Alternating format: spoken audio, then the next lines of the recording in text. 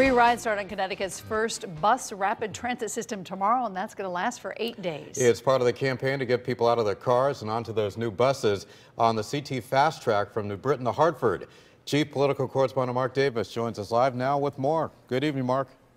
Hi, Keith and Ann. Good evening, everyone from the Hartford newsroom. State officials say this will be a quick, reliable, and environmentally friendly alternative to the constantly clogged Interstate I-84 coming into Hartford. CTfastrak was not Governor Malloy's idea. It goes back 2 administrations, but he is embracing it now as part of his transportation rebuild. This is, in some senses, part of the first 4 years of our administration, down payment on improving transportation here in Connecticut.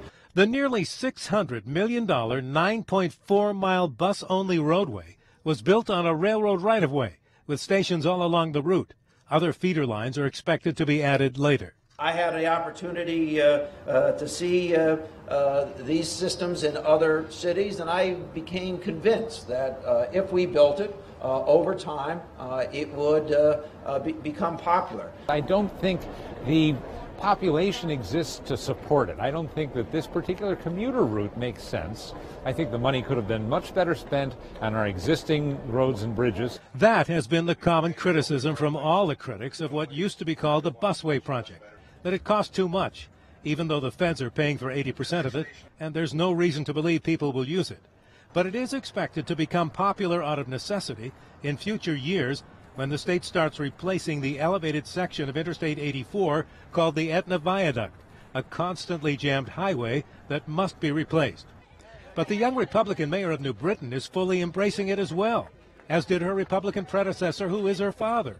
She says there's already been interest from developers for parcels of land near the busway station, and the station itself was built on the site of an abandoned warehouse. To those who say it's a boondoggle, look, I know it was a lot of money to begin with, but this is such a great investment, not just in our state, but for the city of New Britain as well. That's what I speak on behalf of.